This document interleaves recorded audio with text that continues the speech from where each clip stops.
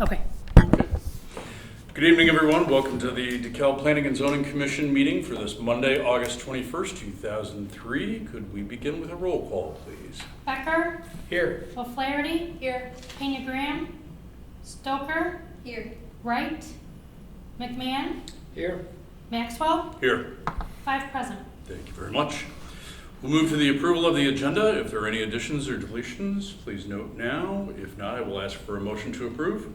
I move that we approve the agenda as submitted. Moved by McMahon, Second. seconded by O'Flaherty. All in favor say aye. Aye. All opposed, same sign.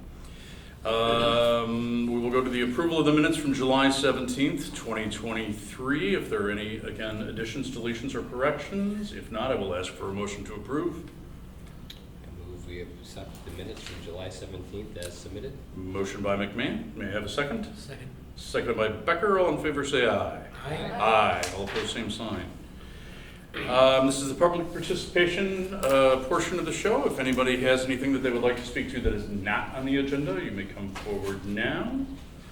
If not, we will move to new business. We have a public hearing, a petition by Bradley Burns for a special use permit to allow the re-subdivision of a TRF two-family residential zone lot to two single-family attached lots in accordance with the Article 5.03.06.b of the Unified Development Ordinance for the subject property located at 1304-1306 Chestnut Street.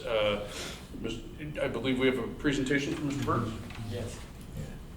If you would just state your name and address for the My name record, is please. Russell Burns.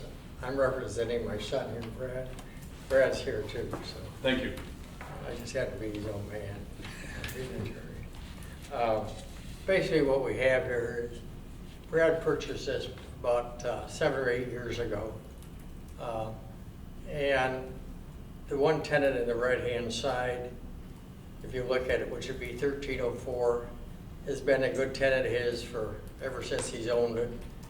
And he wants to buy that unit. In fact, he signed a contract with Brad to buy that unit contingent upon the city approving the subdivision. And it was a good time because the unit in the left is vacant. So it was a good time to do it. Basically, this unit is the same unit, I think the same builder as the one you approved on Chamberlain a few months ago. If you look at it, it's identical. And it's the identical situation. Everything's separate except for the sanitary sewer comes out. There's a Y in the front yard. The sanitary district determined where the Y is. It's right out in front of would be the left unit there, right in the front yard. And that's the same place as on Chamberlain. I went over there and I saw that's where they connected into the sewer.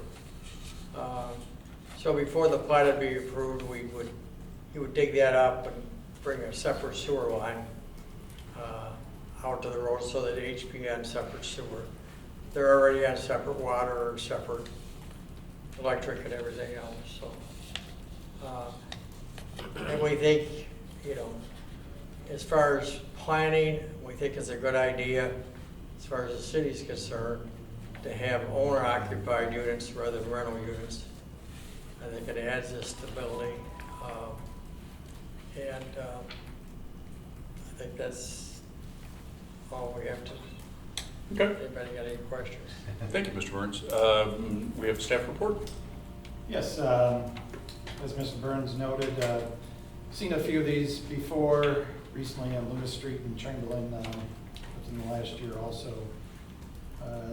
Proposing to subdivide a duplex right down the middle of the party wall. So the UDO, it's zoned two-family. The UDO does have some regulations for this. You have to have a certain amount of lot size. Lot 1 would be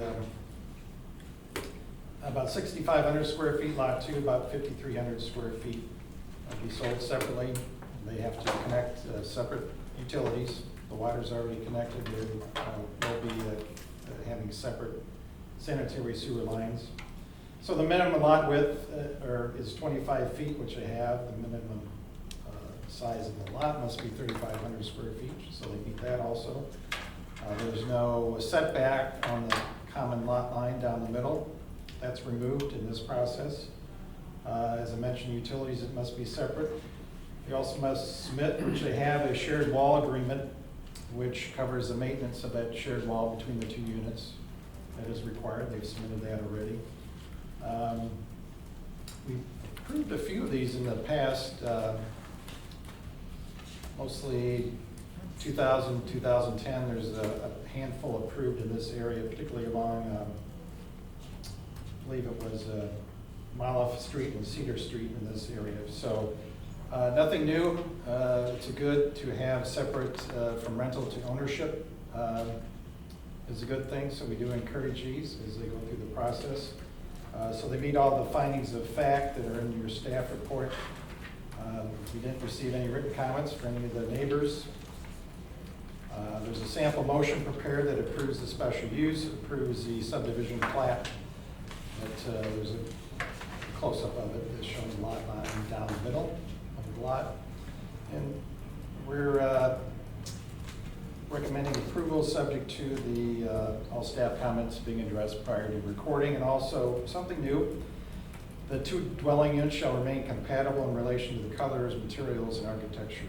So we don't get somebody coloring half of it or doing some type of siding or something different and make it look a little odd. The applicants agreed to do that, and we'll put that in the common wall agreement also. And that will be a condition of the ordinance once it's presented to the city council. Thank you, Dan.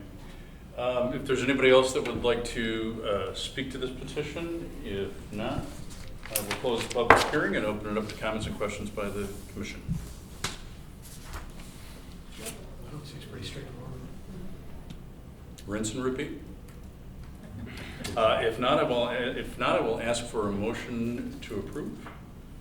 I'll make a motion. Motion by McMahon. May I have a second? Want me to read it? Oh, yeah, I'm sorry. Jumping the gun. All right, I motion that based upon the submitted petition, testimony presented, and the findings of fact, that I move the Planning and Zoning Commission forward its findings of fact and recommend to the City Council approval of a special use permit to allow the re-subdivision of a TFR, two-family residential zoned lot, into two single-family attached lots in accordance with the Article 5.03.06.b of the UDO for the property located at 1304-1306 Chestnut Street, and approval of the final plat of the B&B re-subdivision number 1 dated 8/14/23, labeled as Exhibit A, subject to all staff comments being addressed prior to the recording of the plat, and subject to the condition the exterior of the two dwelling units shall remain compatible in relation to the colors, materials, and architecture. So moved. May I have a second, please? Second. Seconded by Stoker. May I have a roll call, please? Becker, Yes? O'Flaherty, Yes. Pena Graham, Yes. Stoker, Yes. McMahon, Yes. Maxwell. Yes. Motion passes. Thank you very much. Thank you very much. Thank you. Second item, we have a public hearing, a petition by William and Beth Kennedy of 417 South 6th Street for approval of a variance to Article 7.04.4.4A of the Unified Development Ordinance to allow a detached garage to be set back 8 feet in lieu of the required 10-foot minimum setback from an alley right-of-way. And I understand we have a staff report? Yeah.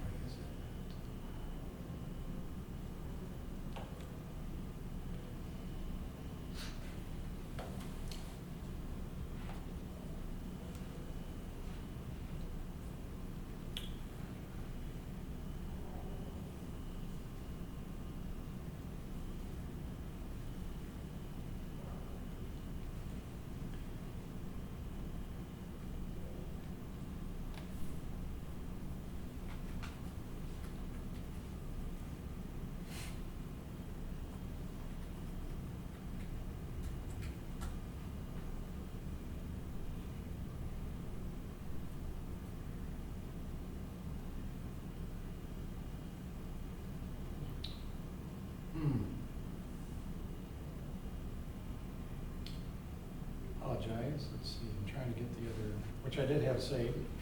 Kids, dogs, and Slides. presentations, they never show up when you want them to. Can you scroll to the top again? Hmm?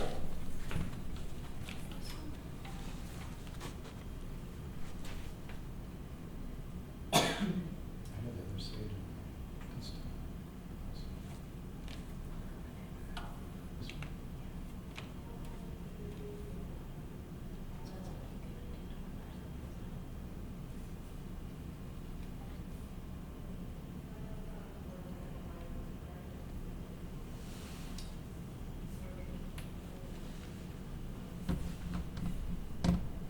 Well, I'll just go through it. You have the, all the documents in the package, so, Read through. sorry about that. It's okay. The applicant, William Kennedy, is here in the audience, with his wife Beth, to answer any questions. It's a variance for 417 South Sixth Street regarding a detached garage. They're proposing a setback at 8 feet in lieu of the required 10-foot setback. So the owner received a building permit for the garage. Construction was started. They did show a 10-foot setback to the alley right-of-way, which is required. When the concrete slab was poured, it was about 2 feet into the 10-foot setback. So it was measured improperly. It was measured from the edge of the pavement in the alley, not the actual alley right-of-way. So the city inspectors noticed the error, measured the edge of the pavement was done and not the alley right-of-way. So it was about 2 feet into the setback. They were notified of this incorrect measurement and noted a variance would have to be applied for. The measurements were taken, and they're in your staff report in the drawing. So the at the northwest corner of the garage is 8 foot 3 3/4 inch setback. At the north and southwest corner is 8 foot 2 1/8 inch. So a little bit inside 2 feet. The owner was allowed to continue construction of the garage with the understanding they had applied for a variance. The garage has been completed now. I guess there's this electrical to be done, so it is constructed. The way we looked at it was the other garages in the along the alley there. So since 1985, we've required the garage to be set back 10 feet from the alley right-of-way. If you look along the alley, there's 8 other garages, detached garages, between East Garden and Crossbrook Street. All of them are closer to the setback line than this one, or at about the same distance. And you have a few pictures I did put in the packet there showing, they look down the alleyway in both directions. I don't have the exact measurements of each garage, but if you look at those, all of them are either closer than this one or at about the same distance. So that's what we looked at with the variance. You know, the impact on the neighborhood is one of the criteria we take a look at. So we didn't see any harm to the neighborhood. It's new garage is set back. It's about the same location as the one that was up there before. So it's only just under 2 feet in the setback. It's not right on the setback. So there's adequate open space there. It's consistent with the other garages in the alley and the block there. So we feel it meets the standards, although it was started. There's plenty of room in the backyard to put it at 10 feet, but we looked more at the other garages along the alley. It was a key thing we looked at. So we did receive a few responses from the public. I'll just read them. Larry Howlett of 623 East Garden Street, Jeff Cox of 412 South 5th Street, and Bernadine Meyer of 418 South 5th Street all indicated their support for the variance request, and those copies were provided to the commission. So we'd recommend approval. There's a sample motion, and again, the commission has a decision on variances you make. It's a recommendation for approval. It's not it doesn't go to the city council. So, and it approves the variance per the Exhibit A, which shows the exact location of the garage to the alley right-of-way. Thank you, Dan.